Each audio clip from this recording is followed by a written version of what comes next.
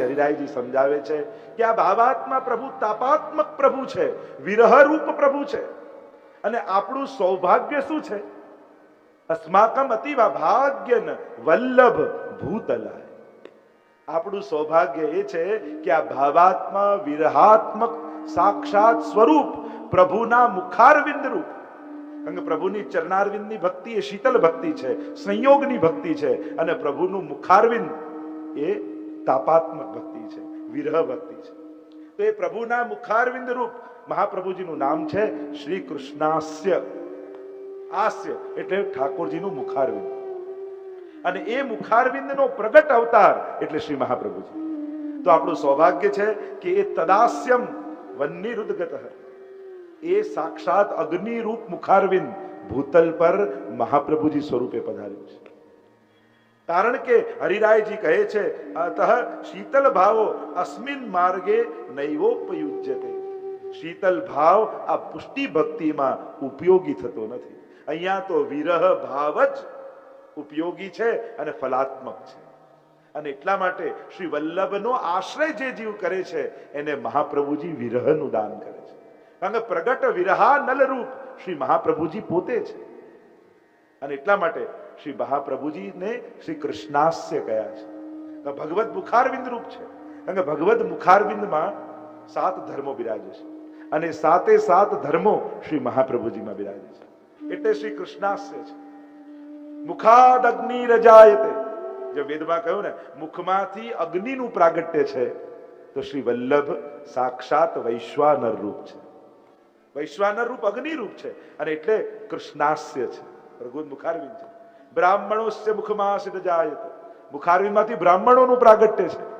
તો શ્રી મહાપ્રભુજી તૈલંગ તિલક શ્રીમદ વલ્લભ, તૈલંગ કુળમાં પ્રગટેલા મૂળ પુરુષ નારાયણ યજ્ઞ શ્રુતિ અવતાર ભય સર્વજ્ઞ શાખા તૈત્રીય ગોત્ર ભારદ્વાજ તૈલંગ કુલ ઉદ્દીત દ્વિજરાજ, એવા સાક્ષાત બ્રાહ્મણ કુળમાં પ્રગટેલા છે. મુખારવિંદમાંથી નિશ્વાસ રૂપે વેદોનું પ્રાગટ્ય છે. તો શ્રી મહાપ્રભુજી પણ વેદ પારગર છે. એમ અનેક 7 ધર્મોની ચર્ચા વિસ્તારથી કરી શકાય, પણ વિસ્તાર ન કરતા શ્રી કૃષ્ણાસ્ય પ્રગટ વિરહાનલ શ્રી વલ્લભ છે. એટલે કે વલ્લભ અગ્નિ સ્વરૂપ એટલે દજાડનારી અગ્નિ નહીં. અહીંયા તો ઉલટું છે, નજીક જાઓ તો શીતલતા લાગે ને દૂર જાઓ તો તાપ લાગે. સંસારની અગ્નિ નજીક જાઓ તો તાપ લાગે ને દૂર જાઓ તો શીતલ લાગે. આ એ અગ્નિ છે જે આપણા દોષોને બાળનારી છે. આ એ અગ્નિ છે જે આપણી અંદર ભગવદ વિરહને પ્રગટાવનારી છે. શ્રી મહાપ્રભુજી તો પ્રગટ વિરહનું સ્વરૂપ છે. અને એટલા માટે વાર્તામાં આવે છે ને, જ્યારે પરમાનંદ દાસજીના ઘરે મહાપ્રભુજી પધારે, ગાદી તકિયા પર મહાપ્રભુજી બિરાજેલા છે, અને ત્યારે પરમાનંદ દાસજીને આજ્ઞા કરી કે પરમાનંદ દાસ કછું પદ ગાઓ. અને જ્યારે આ કહ્યું, અને ત્યારે પરમાનંદ દાસજીએ ગાયું, હરી તેરી લીલા કી સુધી આવે. હે પ્રભુ, આપના લીલાની સુધી આવી રહી છે. અને જ્યાં આ ગાયું 3 દિવસ સુધી મહાપ્રભુજી મૂર્છિત થઈ ગયા. અને રાસના 3 સ્થાન છે, ભાવ પ્રકાશમાં સમજાવ્યું, વૃંદાવન, ગિરિરાજજી ને યમુનાજી. 3 દિવસ સુધી તાપમાં વિરહમાં મહાપ્રભુજી મૂર્છિત થઈને રહ્યા. અને જ્યારે 3જો દિવસ થયો ને મહાપ્રભુજીએ નેત્રો ખોલ્યા, પરમાનંદાસજીને ડર લાગી કે હવે આવું કીર્તન નહીં ગાઉં જેથી મહાપ્રભુજીને ફરી લીલામાં પધારવાની ઈચ્છા થાય. અને આમ વિરહાનલનું પ્રગટ સ્વરૂપ એ શ્રી વલ્લભ છે. અને એટલા માટે કહ્યું, સૌભાગ્ય છે જીવનું કે ભાગ્ય ને વલ્લભ ભૂતલ આયે. ભૂતલ પર પધાર્યા છે શ્રી મહાપ્રભુજી, અને સાક્ષાત વિરહનું દાન કરી રહ્યા છે. કારણ કે આ માર્ગમાં શીતલ ભાવ ઉપયોગમાં નથી આવતો. એમ કહી અને આગળ શ્રી હરિરાય મહાપ્રભુજી 7મા શ્લોકમાં આજ્ઞા કરે છે કે જીવે શું સાધન કરવું જોઈએ. કારણ કે સાધન સર્વાનું કહીએ તો ગમે તે સાધન લઈને જીવ બેસી જાય, પણ આપણા માર્ગમાં શ્રી મહાપ્રભુજીએ કયું સાધન આપ્યું છે તો એ 7મા શ્લોકમાં હરિરાયજી આજ્ઞા કરતા કહે, બીજા કોઈ બહુ શ્લોકો, મંત્રો, પાઠ, સ્તોત્રો ન આવડે તો જીવને આ મહામંત્ર શ્રી મહાપ્રભુજી આપેલો છે. અને એટલા માટે જીવે શું કરવું કે સર્વદા સર્વભાવ વડે અષ્ટાક્ષર મહામંત્રનું રટણ કર્યા કરે. કારણ કે હરિરાયજી કહે છે આ મંત્રથી સર્વ સિદ્ધ થઈ જશે વૈષ્ણવ. આ જે મહામંત્ર તમને મળેલો છે, ઘણી વાર લોકો આવે, કોઈ સારો મંત્ર આપો ને એટલે ઘણાને એમ થાય કે આમ રીટ ને હૂટ ને ફૂટ આવતું હોય તો લોકોને લાગે કે આ બહુ પ્રભાવશાળી મંત્ર લાગે. આમ જુદા જુદા સાઉન્ડ આવે ને એટલે એમ લાગે કે આ બહુ અસરકારક છે. અરે મહાપ્રભુજીએ તસ્માત સર્વાત મના નિત્યમ શ્રી કૃષ્ણ શરણમ મમ વદત ભીરેવ સતતમ સ્થે મિત્યે મે મતે. મહાપ્રભુજીએ સ્પષ્ટ આજ્ઞા કરી છે કે વૈષ્ણવ તારા માટે આ મહામંત્ર છે. કયો? શ્રી કૃષ્ણ શરણમ મમ. મોટા ભાગે લોકો અષ્ટાક્ષર મંત્ર પણ ખોટો બોલતા હોય છે, ખોટો લખતા હોય છે, ખોટું વાંચતા હોય છે. ચલો અષ્ટાક્ષર મંત્ર તમને 3 ઓપ્શન આપું, એમાંથી સાચો કયો? શ્રી કૃષ્ણ શરણમ મમ, 2 બિંદી પાછળ આવે. શ્રી કૃષ્ણ શરણમ મમા, હલંત્યા યા લીટિયા મમા. ત્રીજો શ્રી કૃષ્ણ શરણમ મમ, એટલે હલંત્ય નીચે આમ રેપ કાઢો. આમાં 3 માંથી સાચો કયો? પહેલો, બીજો કે ત્રીજો? પહેલો ને કે બીજો? પહેલો ને, મમ. 3 ખોટા છે. મને હતું ખોટામાંથી એક તો ગોતી જ લેશો તમે. શ્રી કૃષ્ણ વિસર્ગ આવે, શરણમ મ, સાદું મમ મે આવ્યો નવું અસ્માકમ ન, અસ્મિની ષષ્ઠી, અસ્મર શબ્દની ષષ્ઠી વિભક્તિ. મારું મમ, ખાલી મ ને બીજો ખાલી પૂરો મ, ન મમ ન મમા ન મમ. હવે વિચાર કરો, અષ્ટાક્ષરમાં આટલી ભૂલ નીકળે તો કદાચ બ્રહ્મ સંબંધ મંત્ર બોલાવું તો શું દશા થાય આપણી? એકવાર એવું કરો, ગામમાં વલ્લભકુલ પધારે, વિનંતી કરો અને અપરસ કરીને બધા એમની સન્મુખ જાઓ અને બ્રહ્મ સંબંધ મંત્રનું સ્મરણ કરો કે અમને બ્રહ્મ સંબંધ મંત્રનું સ્મરણ કરાવો, અમારે શીખવું છે. અને એ રીતે અપરસમાં પ્રભુ સન્મુખ ગદ્ય મંત્ર શીખવું જોઈએ, બોલવું જોઈએ. કારણ કે બ્રહ્મ સંબંધ લીધે ઘણા વર્ષો થયા હોય, ઘણી વાર ખોટું બોલતા હોઈએ અને અપરસમાં પ્રભુ આગળ બોલાય એટલે ગમે ત્યાં ચર્ચા ન થાય. એટલે એક વાર એવું ગોઠવો કે જેથી ગદ્ય મંત્રનું સ્મરણ કરી શકાય. ગદ્ય મંત્ર જેમ પોએટ્રી અને લિટરેચર હોય ને, પદ્ય અને ગદ્ય ગુજરાતીમાં કહીએ ને તો ગદ્ય મીન્સ લિટરેચર અને મંત્ર એટલે છેલ્લે 5 અક્ષરનો મંત્ર. એમાં 5 જ અક્ષર હોય. હું દાસ છું એ પણ ના આવે. જે આપણે તો 5 અક્ષરનો કહીએ છીએ એટલે કૃષ્ણ હું તમારો છું, એ જે સંસ્કૃતમાં બોલીએ એ પંચાક્ષર મંત્ર કહેવાય. તો એ મંત્ર પણ જાણવો જોઈએ. અને શ્રી ગુસાઈજી પ્રભુ ચરણે તો અષ્ટાક્ષર મંત્ર નિરૂપણ નામનો આખો જે ગ્રંથ લખ્યો કે આ અષ્ટાક્ષર એટલે 8 અક્ષરનો મંત્ર એટલે અષ્ટાક્ષર કહેવાય. પંચાક્ષર એટલે 5 અક્ષરનો મંત્ર એટલે પંચાક્ષર કહેવાય. અને એટલા માટે અષ્ટાક્ષર મંત્રમાં શ્રી ગુસાઈજી પ્રભુ ચરણે તો ટીકા લખી છે કે એક અક્ષર શું ફળ આપે છે. ચાચા હરિવંશજીને ફલિત હતો ને અષ્ટાક્ષર મંત્ર. 252 ની વાર્તામાં ચાચાજીની વાર્તા આવે છે. એટલો ફલિત અષ્ટાક્ષર થઈ ગયો કે અષ્ટાક્ષર બોલતા બોલતા જલ ઉપર ચાલવા લાગ્યા. આવ્યા એક ગામથી બીજે ગામ જવાનું હતું, સાથે એક વૈષ્ણવ હતો અને નાવ પણ જતી રહી, છેલ્લી કોઈ છે નહીં, રાત પડવાની તૈયારી છે અને બીજે પાર જવું છે. શું કરવું? ચાચાજીએ પેલા નવા વૈષ્ણવને કહ્યું, એમ કરજે, હું અષ્ટાક્ષર બોલતો બોલતો જલ ઉપર ચાલીશ, હું જ્યાં પગ મૂકું ત્યાં જ તું પગ મૂકજે. અને પેલા જે આજ્ઞા કરી ચાચાજી, પેલા વૈષ્ણવ નવો હતો અને એને થયું કે ઠીક છે. અને અષ્ટાક્ષર બોલતા બોલતા ચાચા હરિવંશજી જલ ઉપર ચાલવા લાગ્યા. અને પેલો વૈષ્ણવ જ્યાં ચાચાજી પગ મૂકે ત્યાં પગ મૂકતો મૂકતો એ પણ જલ પર ચાલે. જ્યાં નદીની વચમાં આવ્યા ત્યાં પેલા નવા વૈષ્ણવને વિચાર આવ્યો કે આ મંત્ર તો મને આવડે છે, પછી એ જ્યાં પગ મૂકે ત્યાં મારે મૂકવાની શું જરૂર? જ્યાં વિચાર આવ્યો અને એમ થયું કે એ મૂકે ત્યાં નહીં મૂકે, બીજી જગ્યાએ મૂકીશ. અને જ્યાં બીજે પગ મૂક્યો ત્યાં ડૂબ્યો પાણી. ચાચાજી હાથ પકડીને પાછો ખેંચ્યો. બીજે પાર આવ્યા એટલે પેલા વૈષ્ણવે કહ્યું કે ચાચાજી, જે મંત્ર તમે બોલો છો એ મંત્ર હું બોલું છું, પછી તમે ચાલો છો હું કેમ ડૂબી જાઉં છું? આવો ભેદ કેમ? ત્યારે ચાચાજીએ કહ્યું કે હમારી સુન લી હૈ, તુમારી અબ સુનેંગે. અમારને તો મંત્ર સિદ્ધ થઈ ગયો છે, અમારું તો ઠાકોરજીએ સાંભળી લીધું છે, તારું પણ હવે સાંભળશે. એક અક્ષર પર આખી ટીકા લખી. શ્રી સૌભાગ્યમ સંપ્રાપ્તિ ધનવાન રાજવલ્લભમ. શ્રી શબ્દ બોલવાથી શું મળે? સૌભાગ્ય, રાજવલ્લભમ. શ્રી સૌભાગ્યમ રાજવલ્લભમ, સૌભાગ્યની પ્રાપ્તિ થાય શ્રી બોલવા. કૃશોષેત પાપમ, કૃ બોલવાથી. જો કૃષ્ણ બોલતા પણ આપણને આવડવું જોઈએ. ઘણા ક્રી બોલે, ઘણા ક્રુ બોલે. કૃષ્ણ ઋટિર શરણમ મુર્દા.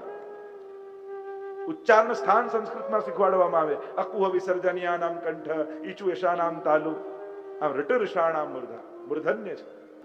અને કૃષ્ણ એટલે કૃશોષેત પાપમ, કૃ શબ્દ બોલો એટલે સમસ્ત પાપોનું શોષણ થઈ જાય. શ્ન શબ્દ બોલવાથી આદિ ભૌતિક, આધ્યાત્મિક અને આદિ દૈવિક ત્રણેય તાપો દૂર ઠાકોરજી કરી દે. શ્રી કૃષ્ણ શ બોલવાથી જન્મ મરણનું દુઃખ દૂર થાય.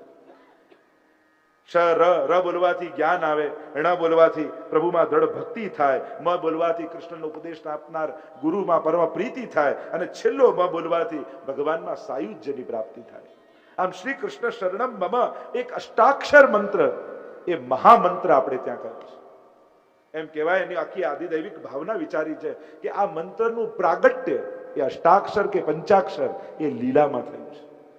એવો પ્રસંગ આવે છે કે એકવાર સ્વામીજી નિકુંજમાં પધાર્યા, અને નિકુંજની કંદરામાં ઠાકોરજી એક ગહન કંદરામાં શ્રી પ્રભુ રાધા રાધા રાધા રાધા નામનું ઉચ્ચારણ કરી રહ્યા છે. રાધામય થઈ ગયા છે પ્રભુ. રોમ રોમમાં રાધાજીનું પ્રાગટ્ય થઈ ગયું છે. અભેદત્વ અદ્વૈત સિદ્ધ થઈ ગયું છે. અને સ્વામીજી પધાર્યા ઠાકોરજીને મળવા માટે, અને જ્યાં પધાર્યા અને રોમ રોમમાં રાધા વ્યાપેલા હતા, તો સ્વામીજીને દૂરથી એમ થયું કે ઠાકોરજીની ગોદમાં કોઈ સખી બિરાજેલી છે. અને સ્વામીજીને આવ્યો ક્રોધ.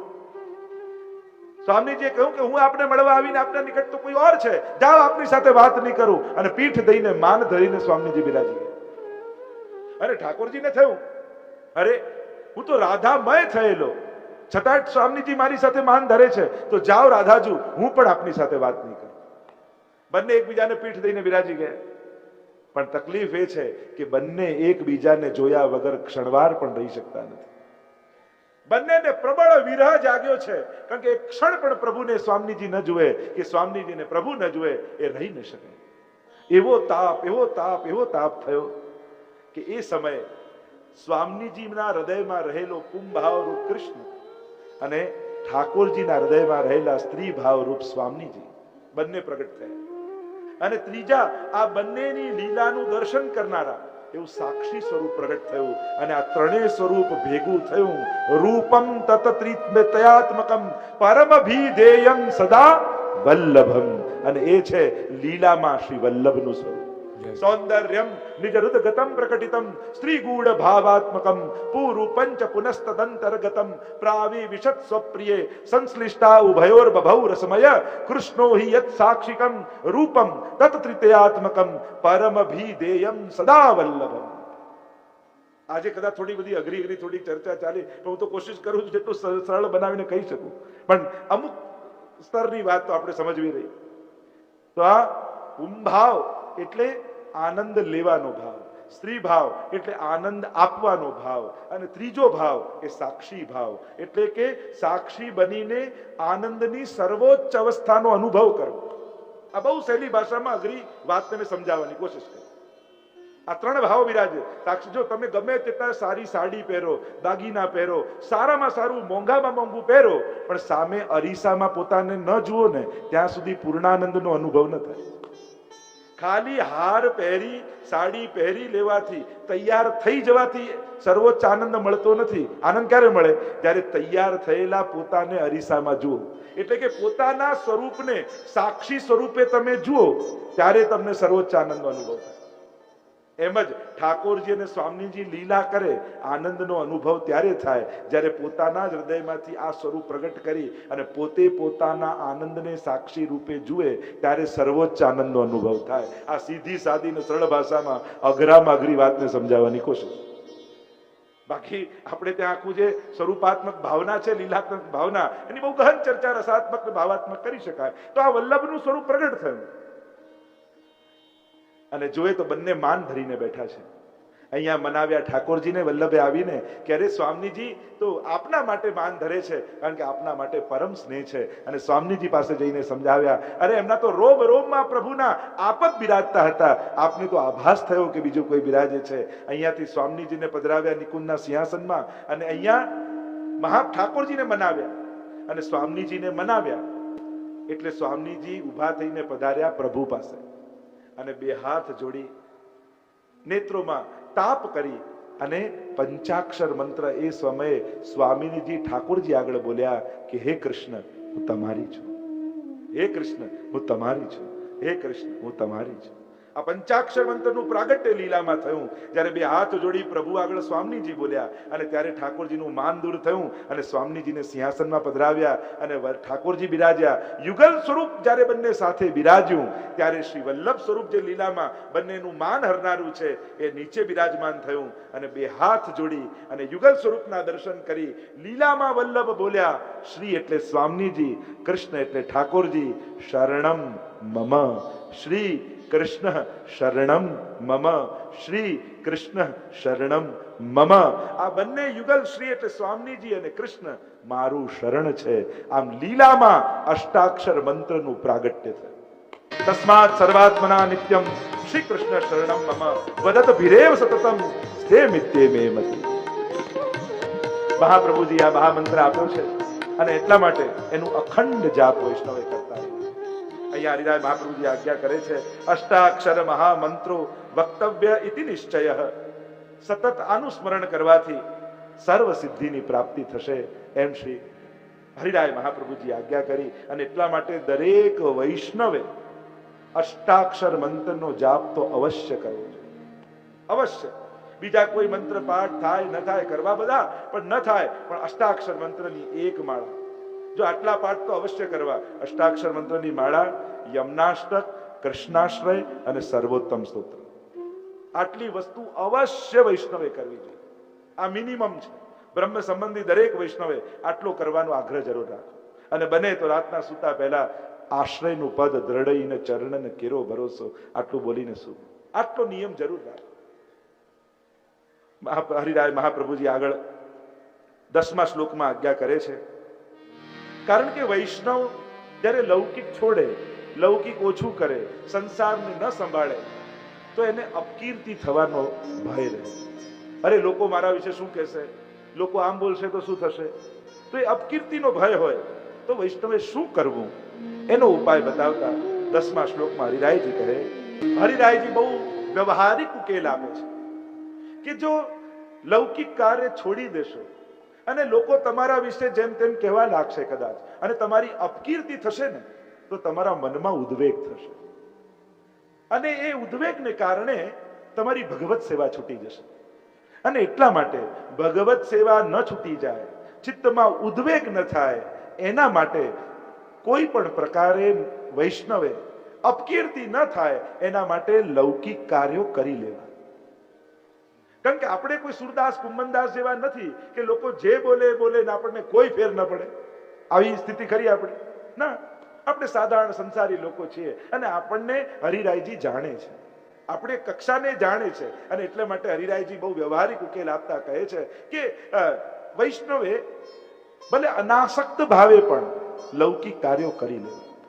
કોઈને ત્યાં એકવાર જઈને ચા પી લેવાથી શાંતિ થતી હોય તો પછી આટલા બધા મહિનો સુધી ઉપાડા ચાલે એવું કરવું જ શા માટે?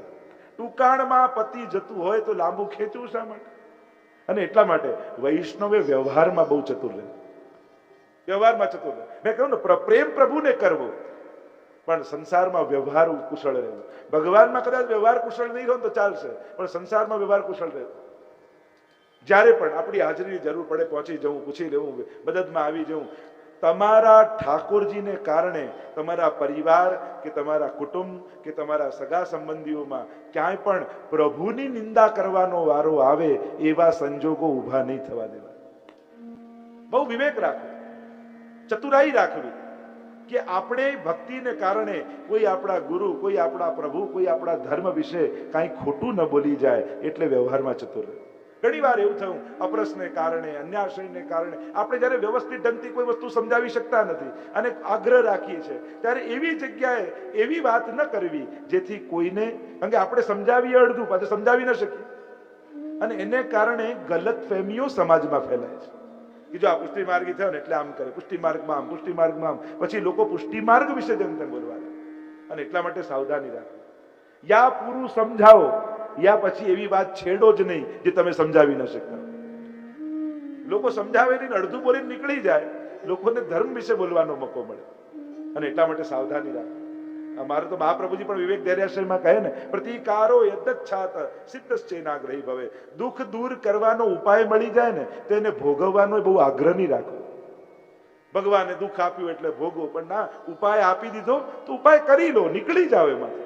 દુઃખી જ રહેવું એ કઈ ભક્તનું લક્ષણ નથી. દુઃખ અને વિરહમાં ફરક છે. અને એટલા માટે દુઃખ દૂર કરવાનો ઉપાય હોય, ડોક્ટરની દવા લેવાથી તાવ જતો રહેતો હોય તો આગ્રહ ભગવાન મારો તાવ મટાડી દેશે, ભગવાન બધું સારું કરી દે, એમ કરીને અરે ગોળી ખાઈ લેવાથી મટી જતું હોય તો ભગવાનને વૈકુંઠથી દોડાવવાની શું જરૂર છે? સીધો સરળ ઉપાય મળી જતો હોય, જેનો ઉપાય હોય એ ઉપાય કરી લો. મહાપ્રભુજી કહે છે એવો દુરાગ્રહ કેમ રાખો છો કે ના આ હોય તો જ કરું? ના, જો ભગવાન એટલે જ બુદ્ધિ ઉપર આપીને દિલ નીચે આપે. કારણ કે આ સંસારને બુદ્ધિથી એ રીતે હેન્ડલ કરો કે મન બગાડવાનો વારો જ ના આવે. આપણી તકલીફ એ જ્યાં બુદ્ધિ લગાડવાનું હોય ત્યાં દિલ લગાડી દઈએ, જ્યાં દિલ લગાડવાનું હોય ત્યાં બુદ્ધિ લગાડવા દઈએ. ભગવાનમાં દિલ આપવાનું છે તો ત્યાં બુદ્ધિ લગાડ, જારીજી આમ ભરવાની, નૈયા રાખવાના, ના શિંગાર આમ ધરવાનું, આમ કરવાનું, ત્યાં બધી બુદ્ધિ લગાડી. અને દુકાનમાં બુદ્ધિ લગાડવાની હોય ત્યાં દિલ લગાડી દઈએ. ઊંધું સીધું કરીએ છીએ. અને એટલા માટે બુદ્ધિ એ રીતે વાપરો, એ રીતે એનો ઉપયોગ કરો કે બધા વ્યક્તિ મન સુધી ન પહોંચી શકે. એનો બુદ્ધિથી ઉકેલ ગોતી. બુદ્ધિ પ્રભુ એટલા માટે જ આપી છે. અને એટલા માટે અહીંયા હરિરાયજી કહે છે કે દુઃખ દૂર કરવાનું વ્યવહાર કુશળ, વ્યવહાર કરી લેવાથી ઉદ્વેગ શાંત થઈ જતો હોય તો પછી વ્યવહાર કુશળ બની જવું. ઘણીવાર આપણે વ્યવહાર કુશળ નથી બનતા એટલે એક દિવસ એવો આવે છે કે ઘરમાંથી સેવા છોડવાનો વારો આવી જાય. અમે તો ઘણી જગ્યાએ એવો દુરાગ્રહ અઠાગ્રહ કરી દે. જ્યારે પરિવારને તમારી જરૂર છે એ સમયે તમે બધું છોડીને સેવામાં જતા રહો છો. અને જો પરિવારમાં બધાને ભાવ ન હોય તો ઘણીવાર એવું થઈ જાય કે તમારા ઠાકોરજી બધાને ખટકવા લાગે કે આ ઠાકોરજીની સેવા કરે છે ને એટલે અમારું ધ્યાન નથી રાખતા, એટલે આમ કરતા નથી, એટલે આમ કર, એટલે સંસારને તમારા અને ઠાકોરજી પ્રત્યે દુર્ભાવ આવવા લાગે. એના કરતા એવું કરો કે ચલો બધા ઓફિસે જાય પછી ઠાકોરજી જગાડીને સેવા કરીશું. કારણ કે સંસાર છોડી શકવાના નથી અને સંસારના લોકો સમજતા નથી. ઉત્તમ પક્ષ તો એ છે કે કોઈની ચિંતા કર્યા વગર ભગવાનને ભજો, પણ આપણે એવી ઉત્તમ અવસ્થામાં નથી કે લોકો જેમ તેમ બોલે તો આપણને ઉદ્વેગ ન થાય. આપણને તો એક એક શબ્દ અડી જાય છે, એક એક અક્ષરો અડી જાય છે. અપમાન જરાય સહન થતું નથી. ઉલટાનું પ્રશંસા કરનારાઓને ભૂલી જઈએ, પણ જેણે આપણું અપમાન કર્યું હોય ને તો જિંદગીભર ના ભૂલીએ. એવું થાય ને, જેણે અપમાન કર્યું હોય એને જિંદગીભર ભૂલીએ નહીં. તો માણસની તકલીફ જ આ છે. અને એટલા માટે હરિરાયજી કહે કે તમે આ રીતે કરો. આમ કરીને 5મા શિક્ષાપત્રને વિરામ આપીએ, પ્રવેશ કરી 6ઠ્ઠા શિક્ષાપત્રમાં. અને એનું વિષય છે ધૈર્યનું રક્ષણ અને જીવોના ભેદ. આ પ્રધાન વિષય 15 શ્લોકમાં 6ઠ્ઠા શિક્ષાપત્ર લખ્યો છે હરિરાય મહાપ્રભુજીએ. અને એનું વર્ણન કરતા હવે હરિરાયજી, કારણ કે હવે ગોપેશ્વરજીના વહુજી લીલા કરી ગયા અને આ સમાચાર હવે હરિરાયજીને મળ્યા. 5 પત્રો લખી દીધા, 6ઠ્ઠો પત્ર સમાચાર મળ્યા પછીનો છે. અને એટલા માટે હવે હરિરાયજી લખે છે કે ગોપેશ્વરજી, આપના વહુજી લીલા કરી ગયા, આપનું ગ્રહભંગ થયું છે, એના સમાચાર મને મળ્યા. અને સમાચાર સાંભળતાની સાથે હૃદયમાં બહુ શોક થયો છે. એ વાત લખતા પહેલું શ્લોક હરિરાયજી લખતા કહે, ગૃહભંગ સમાચારાહ શ્રુતાહ શ્રુતિ વિષાયિતા. કાનને વિષરૂપ લાગે એવા આપના ગ્રહભંગના સમાચાર મેં સાંભળ્યા. કોઈ સંસારમાંથી એક વ્યક્તિ ઓછો થયો એનું દુઃખ નથી, પણ ભગવત સેવામાંથી એક વૈષ્ણવ ગયો એનો ખેદ છે. આપણે ત્યાં તો કોઈ લગ્ન કરીને બી આવે ને અને એમ કહીએ તો એમ કે ચલો ઘરમાં એક વૈષ્ણવ વધે, આવો ભાવ આપણે રાખીએ. આપણે ત્યાં તો વૈષ્ણવતાનો, સગાઓમાં પણ વૈષ્ણવતાનો. એટલે આપણે ત્યાં પવિત્ર એકાદશી આદિ આવે ને ત્યારે એવો નિયમ છે કે આપણે ત્યાં પ્રભુને પવિત્ર ધરાવીએ, ગુરુને ધરાવીએ, પણ વૈષ્ણવ પણ એકબીજાને પવિત્ર ધરાવે એ દિવસે. ભલે નજીકના સગા હોય, ભલે મોટી ઉંમરના દાદા હોય ને પૌત્રો 5 વર્ષનો હોય તો દાદાએ પણ વૈષ્ણવ જાણી એને પવિત્ર ધરાવે. અમારા વલ્લભકુલમાં એવું પવિત્ર બારસ આવે ત્યારે 5 વર્ષનો પૌત્ર હોય ને અમારા વડીલ આચાર્યો દાદા 80 વર્ષના હોય તો એ વલ્લભકુલ છે, એની અંદર વલ્લભ બિરાજેલા છે એવો ભાવ રાખીને 80 વર્ષના આચાર્ય એ 5 વર્ષના વલ્લભકુલના બાળકને પવિત્ર ધરાવી એને દંડવત કરે અને મિશ્રી આરોગ્ય. આવી પરંપરા આપણા વલ્લભકુલમાં છે. અને જેમ અમે વલ્લભકુલનું ગૌરવ લઈએ છીએ એમ તમારે પણ ગૌરવ રાખવું જોઈએ. અમે વૈષ્ણવ કુળના છીએ. તમારું વૈષ્ણવ કુળ કઈ નાનું છે? તમે વૈષ્ણવ કુળના સંતાન છો. એ વાતનું ગૌરવ તમારે પણ રાખવું જોઈએ. અમે વૈષ્ણવના સંતાન છીએ. અને આપણે ત્યાં આ વિવેક, જ્યારે પણ સત્સંગ ઘરે હોય, હવેલીમાં ગયા હોઈએ, એવા અલૌકિક સ્થાને જઈએ, ત્યારે ઘરના સ્વજનોમાં પણ વૈષ્ણવતાનો ભાવ રાખો.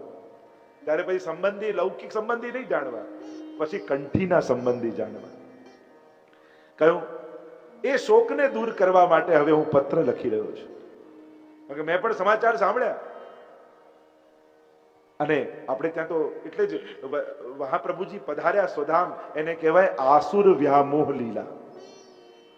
આપણે ત્યાં પુષ્ટિ માર્ગી શબ્દ છે. આપણે ત્યાં નથી કહેતા ધામમાં ગયા કે દેહ છોડ્યો, કે આપણે ત્યાં વલ્લભકુલ માટે કહીએ આ દિવસે આસુર વ્યામોહ લીલા કરી. આસુર વ્યામોહ લીલા એટલે આસુરી જીવોને મોહ પમાડે એવી લીલા, એને આસુર વ્યામોહ લીલા. કારણ કે પુષ્ટિ જીવો માટે મહાપ્રભુજી ક્યાંય નથી ગયા, આજે પણ ભૂતલ પર જ બિરાજે છે. આવો ભાવ આપણે. ત્યારે મહાપ્રભુજી લીલામાં પધારી રહ્યા હતા, ત્યારે વૈષ્ણવે પ્રશ્ન કર્યો કે જયરાજ, આપ પ્રગટ રૂપે ભૂતલ પર ન બિરાજતા હો તો અમને આપનો પ્રગટ અનુભવ ક્યાં થાય, કઈ રીતે થાય? ત્યારે મહાપ્રભુજી આજ્ઞા કરી કે હું ભૂતલ ત્યાગ કરીને પણ આ 5 સ્વરૂપે સદાય પ્રગટ સ્વરૂપે ભૂતલ પર બિરાજીશ. અને આમાંથી કોઈ એકનો પણ જીવ આશ્રય કરશે તો એને પ્રગટ મારો અનુભવ થશે. અને આ 5 સ્થાનો બતાવતા મહાપ્રભુજીએ કહ્યું કે હું મારા ગ્રંથોમાં બિરાજું છું, મારી પાદુકાજીમાં બિરાજું છું, જપની માલાજીમાં બિરાજું છું, મારા બેઠકજીમાં હું બિરાજું છું. અને એમ ગણાવતા મહાપ્રભુજી કહ્યું મારા વંશમાં પણ હું બિરાજું છું. આ 5 સ્થાનો મહાપ્રભુજી બતાવ્યા કે ત્યાં પ્રગટ સ્વરૂપે આજે પણ મારો અનુભવ તમને થશે. અને એટલા માટે આપણે ત્યાં ભગવાનદાસ આદિની વાર્તા આવે છે કે જ્યારે પ્રભુ આસુર વ્યામોહ લીલા કરીને પધાર્યા અને જ્યારે એક વૈષ્ણવ એમને મળવા આવ્યા, કહ્યું ભગવાનદાસ તમને તો વલ્લભમાં આટલી અનન્ય આસક્તિ છે, અને મહાપ્રભુજી જ્યારે લીલામાં પધારી રહ્યા હતા ત્યારે તમે દર્શન કરવા ના આવ્યા, તમે તો કાશીમાં જ રહો છો. ત્યારે હસવા લાગ્યા, અરે મહાપ્રભુજી ક્યાં પધાર્યા છે? અરે હું જોઈને આવ્યો છું, ભૂતલનો ત્યાગ કરીને મહાપ્રભુજી સ્વધામ પધારી ગયા. ત્યારે વૈષ્ણવ હસવા લાગ્યા, આવો મારી સાથે. પોતાની ઘરની અંદર લઈ ગયા. સોયવાનો ઓરડો હતો. કહ્યું કે દરવાજો ખોલો. અને જ્યાં વૈષ્ણવે દ્વાર ખોલ્યું, જોયે તો મહાપ્રભુજી ત્યાં પ્રગટ સ્વરૂપે સંધ્યા વંદન કરી રહ્યા. અને અનુભવ કરાવ્યો કે દૈવી જીવોને છોડીને મહાપ્રભુજી ક્યાંય નથી ગયા, વૈષ્ણવને ત્યાં તો પ્રગટ રૂપે શ્રી વલ્લભ બિરાજે છે. કદાચ બેઠકજીમાં જારીજી ભરવા તમે ન જઈ શકો, પણ તમારા ઘરે કોઈ વૈષ્ણવ આવે અને એને જલ પીવડાવો ને તો એના હૃદયમાં બિરાજતા વલ્લભની જારીજી ભરાનું પુણ્ય તમને મળી જાય. એક વૈષ્ણવને જલપાન કરાવો તો એ જારીજી ભર્યા બરાબર છે. અને એટલા માટે આ પ્રગટ સ્વરૂપ શ્રી વલ્લભના માનવામાં આવ્યા છે. અને એટલા માટે આપણે ત્યાં શબ્દ છે આસુર વ્યામોહ લીલા. દૈવી જીવો માટે તો આજે બધી જ લીલાઓ પ્રગટ જ છે. આસુરી જીવોને મોહ છે કે આ પ્રગટ્યા અને આ ગયા.